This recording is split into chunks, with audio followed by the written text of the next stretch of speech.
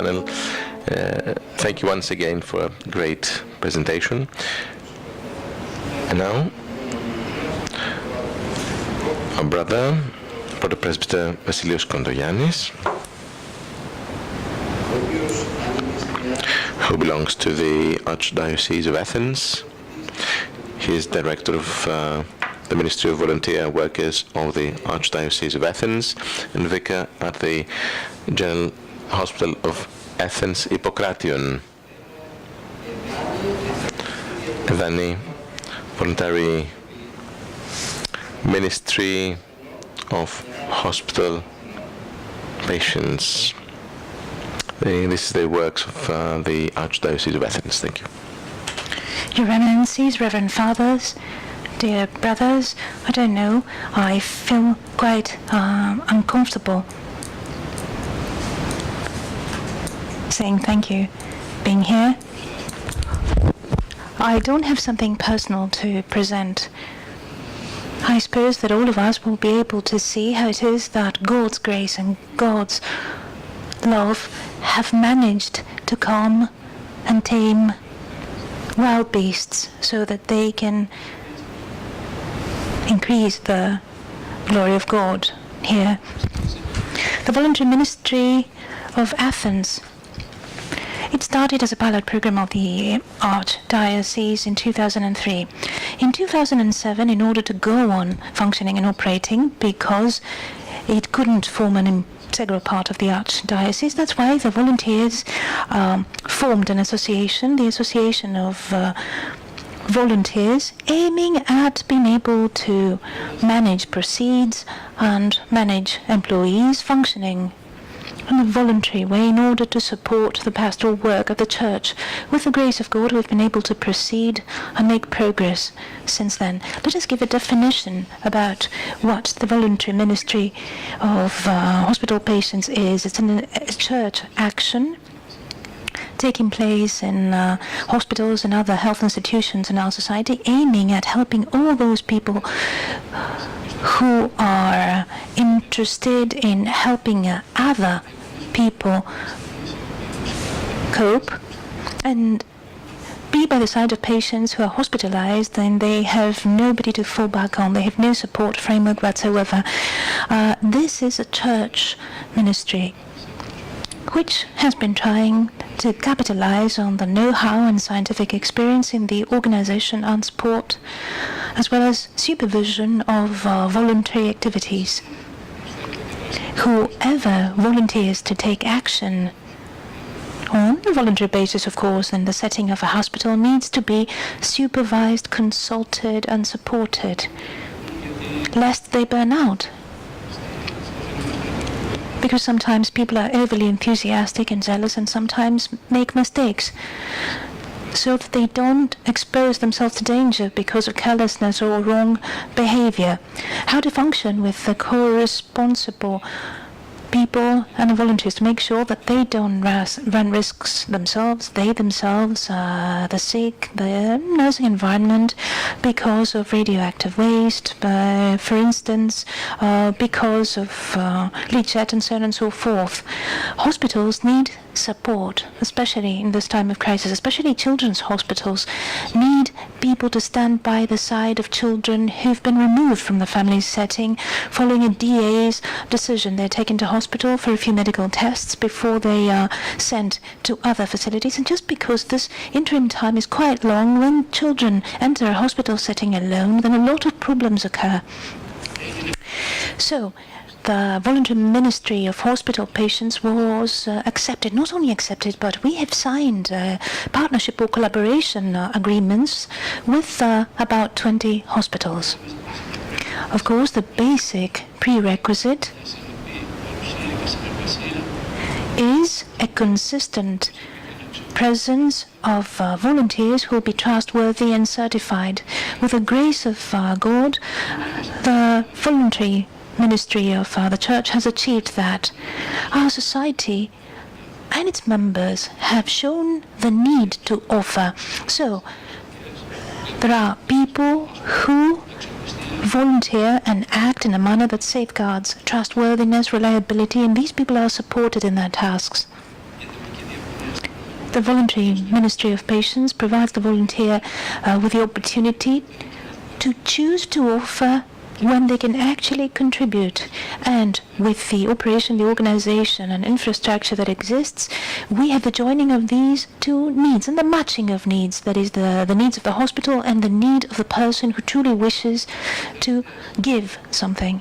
Volunteers reach the voluntary ministry, and they are accepted after a personal interview. The personal interview is between the interviewee and the social worker.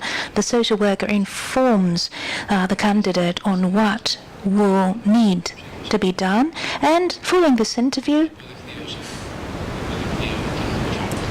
if the candidate agrees on what the social worker says, and if the social worker sees for themselves that this person is not a danger and can safely be sent to hospital, then the person is informed that the partnership will commence, and the candidate volunteer signs an application to join and an agreement. We ask that this application be signed so as to avoid long-term problems of people actually claiming that I've worked here for a long time and therefore I want remuneration and so on and so forth.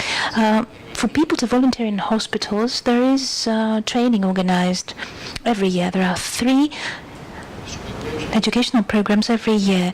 The theoretical part, 10 to 15 presentations, and people go to the Archdiocese of Athens, where there's a special venue, and with the blessing of the Archbishop, this training takes place. Through training, the person receives a rudimentary knowledge and preparation in order to be given the opportunity to know the conditions they are to be engaged in and act accordingly in the hospital, to get to know the general religious, hospital, psychological, healthcare ambient of the environment. All these are constituents that are quite distinct, and we try to inform volunteers on them. When the theoretical training finishes, which is obligatory, then after going to hospital to be by the side of patients themselves, they undergo a practical training 4 or 5 times. The volunteer is called upon to go jointly to the hospital together with an older volunteer, a more experienced one rather, in order to see for themselves what needs to be done. While in the hospital, the volunteers need to be supported themselves and they need to be supervised. There is a constant, or an ongoing rather, evaluation and certification. One may start with good intentions, find themselves at a hospital setting, and starting their voluntary action, they may find it difficult to cope because of any problem, be it related to the voluntary activity per se, or for any other personal reason for that matter. So there are supervisors there, following up the volunteers, evaluating to what an extent this person can go on giving and contributing on a voluntary basis. They get to know the volunteers very well, and whenever there's a difference in behavior, either because they exhibited exaggerated enthusiasm and zeal and they've burned out or they've grown tired, they are supported. We have 4 social workers with whom we support about 470 volunteers. And the 4 social workers act as a group and they jointly support the volunteers. This is a little bit difficult. In fact, it was quite complicated, says our speaker, but we finally managed to do so through a daily communication of the social workers. That is, they call one another every day to discuss serious cases. Every week there is a support week at the venue. There is a support group, at the venue of the office, and serious cases are discussed. And thanks to the use of technology, we were able to create an electronic program whereby we register all volunteers, all patients, the shifts that they need to take, their ability to contribute. And at a given moment in time, we noticed that For example, a social worker would communicate with a volunteer, and the other social worker wouldn't know anything about it and would be called again, for example, to offer advice. So using this program, we have a recording of contact. So before the social worker does anything, they have a full record of what their colleagues have done with that particular person or volunteer. For example, we have a social worker here, and you can see for yourselves on the slide that we have a social worker. You can see her data, and so on and so forth. The way in which we undertake the care of patients in our hospital setting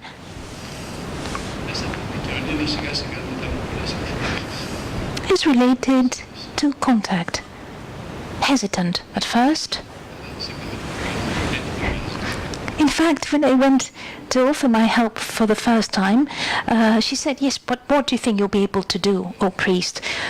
But it took 2 years for her to understand that we truly did something, and 2 years after that, when she was in office at the hospital, she supported us to the best of her ability. So we gained confidence.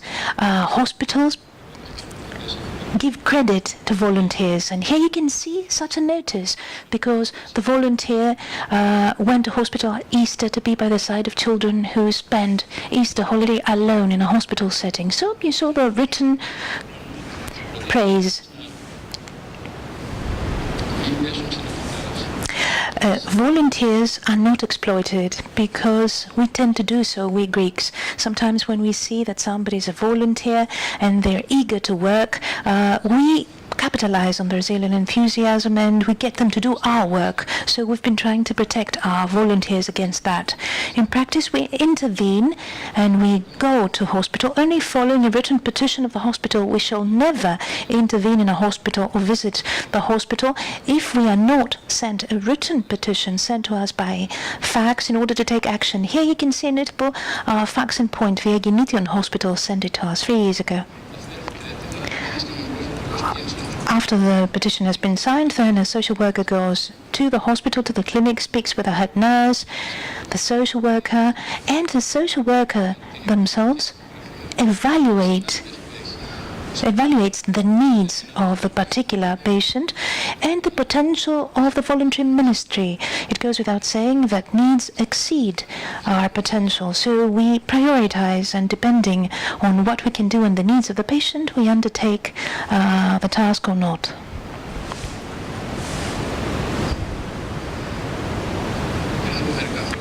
A few years ago, there appeared the need to inform hospitals about the volunteers that will be visiting specific patients.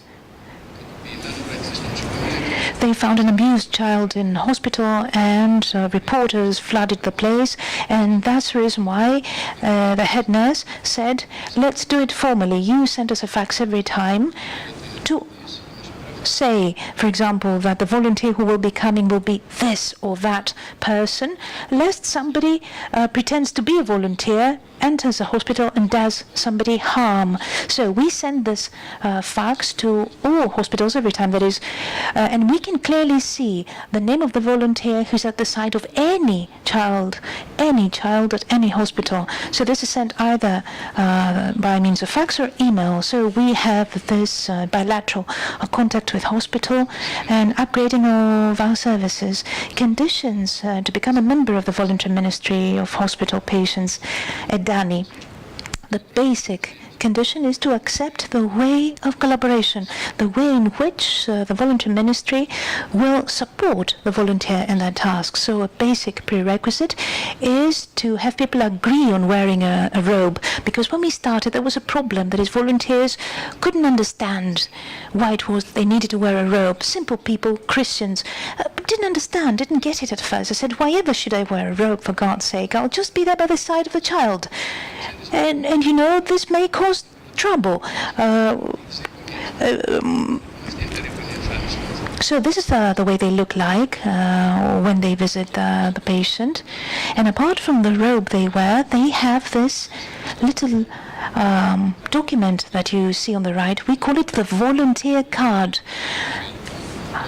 There is a card with a volunteer's photograph on it, the name, and the volunteer identifies themselves immediately as they enter the hospital, goes to the head nurse and says, "This is me, the volunteer," and the head nurse signs and acknowledges that the volunteer arrived, and she does this when they leave. So this is something like an ID card, which at the same time acknowledges and certifies voluntary work. And when this card is filled, it is returned to the office. So volunteers go immediately to nurses on call, head nurses on call, and when the nurse sees that the volunteer has visited the hospital many times, she understands that the person is to be trusted or not to be trusted, and she understands if she needs to pay more attention. Sometimes there is an insufficient participation of volunteers in group setting, support groups. 15 to 20 people form every group, and they exchange experience. It's very important to attend such group meetings. However, it proves a little bit difficult for us to support the groups and their meetings as often as they are needed, and it's difficult for volunteers to accept this. We are not used to taking part in support group meetings. We don't understand, because we say, why ever should I go to the social worker to be advised on what to do with a child? It would be far better for me to use my time by going and truly standing by the side of the child.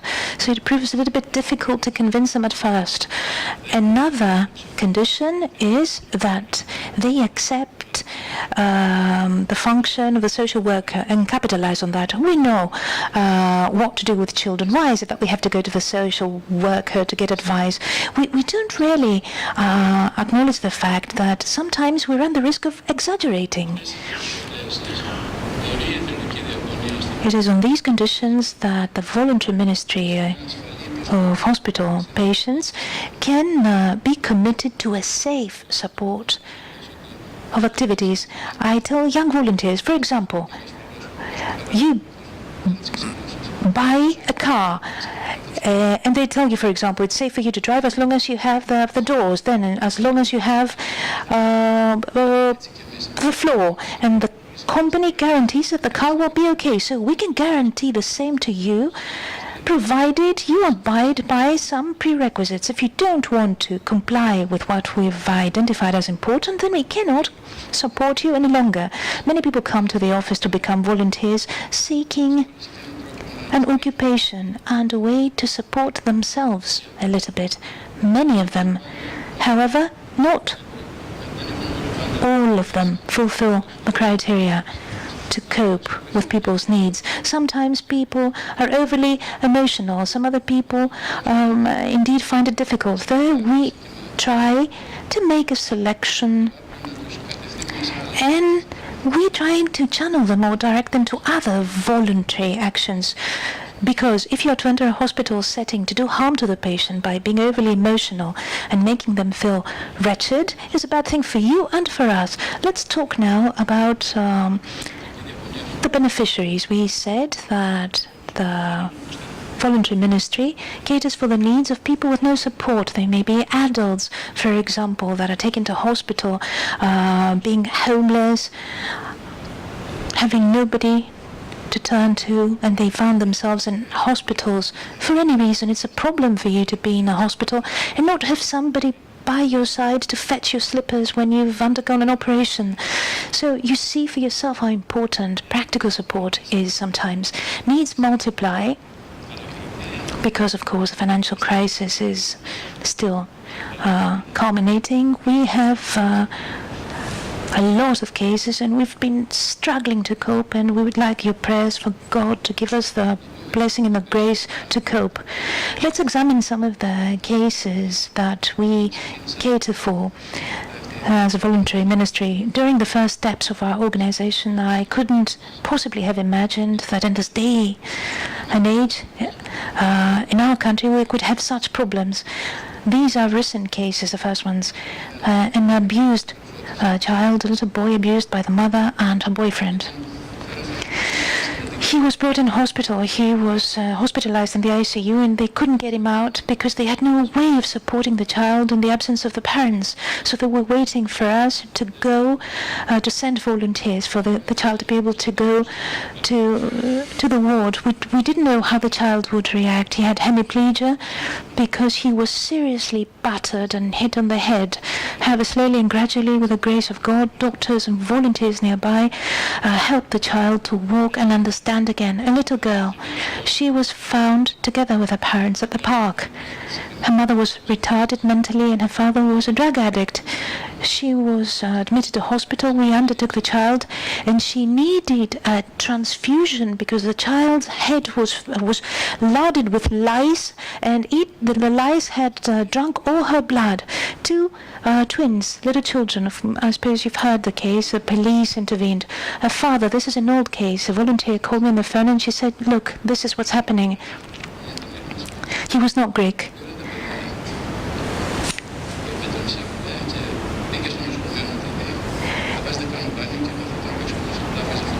He had his children in hospital. He had them have a bath, and he was sitting outside taking photographs of them naked. An elderly mother, she's still with us, we still take care of her. In her neighborhood, she disappeared for 15 days, and they called the police. The police went there only to find her in her room, dehydrated. And of course, she was taken to hospital. She needed somebody to be by her side. She had a daughter, but her daughter had passed away 3 months prior to her problem of cancer. This was the first adult case that we catered for as a voluntary ministry. This was the case of a mother. The neighborhood called the police. They opened the door and they found her by the side of her daughter who had cancer. The daughter died. The mother was bedridden. She couldn't stand up, and she was lying next to her dead daughter. And the neighbors felt that there was something wrong there, and they called the police, and the mother of the dead daughter was sent to hospital. This is the organizational chart of the Archdiocese. For you to have a snapshot, you can see the green little boxes. We have the educational institutes and the pastoral support. There underneath the pastoral care, we have the voluntary ministry to the sick. There is a person responsible for the office. There is a supervisor for social workers, the association supporting, the secretary, and the volunteers and actions. We have care, support, pastoral support volunteers. We have volunteers who substitute social workers, who are by the side of volunteers on a daily basis. A social worker every single day present in children's hospitals, going around supervising volunteers. However, when there's a festival, we cannot afford to pay overtime. And therefore, we find and identify or experienced volunteers who undergo special training in order to do the job and stand in for the social workers. Creative leisure, play, leisure activities, etc. The volunteers for hospital settings need to have certain particular features. They need to be emotionally self-controlled. We need people who are not easily scared, who don't go panicky, uttering words such as, "Oh my God, he's dying, look."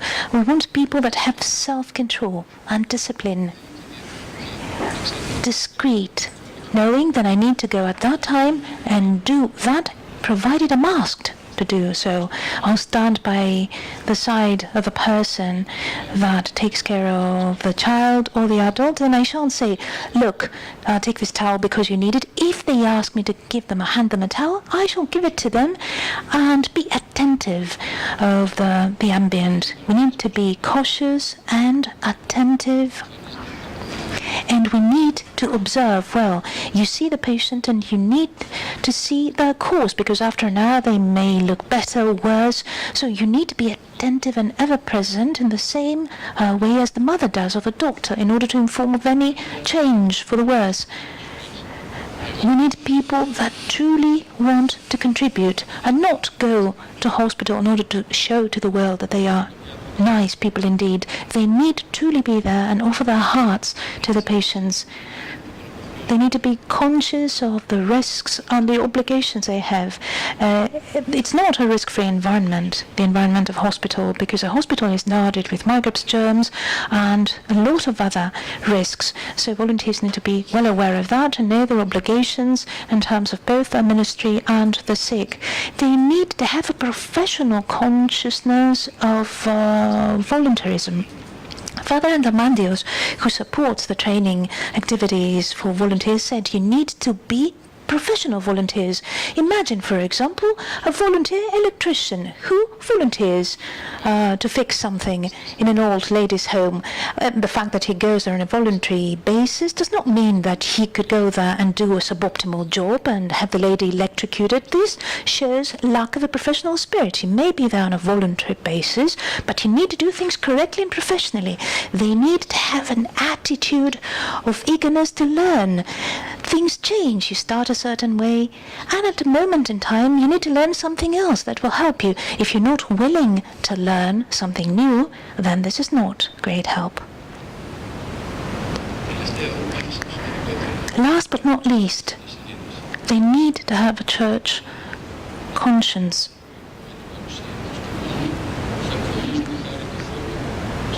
By showing up in a place, these people need to bear the joy of God to those people that hurt. Graceful people who won't need to speak. And on presentation at the hospital setting, they will immediately convey hope among the sick. I don't know to what extent we've managed to do so. We've been trying. And together with that, we've been trying to experience the reality of the church, because ours is an ecclesiastical community. As a community, we are called upon to bear the best that we can and the essence of the grace of God, because it is needed there. Apart from the practical care and shifts and care for the children, it's not an easy thing to do, let alone when you do this in the framework of an organization. What are the activities of the voluntary ministry?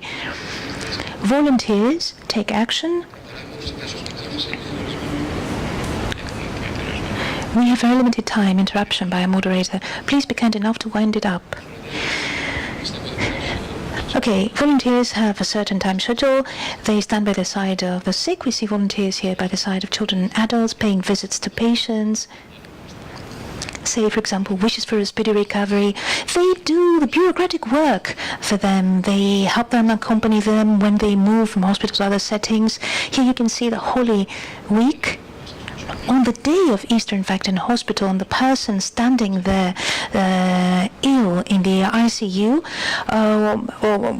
was a parishioner who chanted at the church, and he ended up in the ICU. At home hospitality. There were people who had lived in England and said, when we were in England, we offered hospitality to Greek people. Why ever is it that we can't do the same here in Greece? At first it was not possible, but with the help of the voluntary ministry, we've been able to do so. That is, there are people from the provinces coming and hospitality is offered. Services to the refugees. Volunteers are called upon to accompany refugees from medical office to medical office to the outpatients department so as to better help them. And leisurely activities, games, playing with the children in the ward. Leisure activities, again entertainment. A clown appeared at a moment in time and he said, Father, how about conjuring tricks for kids to be happy? And I said, what are you going to do? I'll do a magical trick. The moment he uttered the word magical, I got scared. He said a little bit of magic dust. I started talking, and in fact, he knew that I was buying what he was saying. He was being humorous, and he had been doing this on purpose. For all intents and purposes, he did it with children. He acted as a clown, and he truly entertained little children, and he ended up coming again and again in hospital.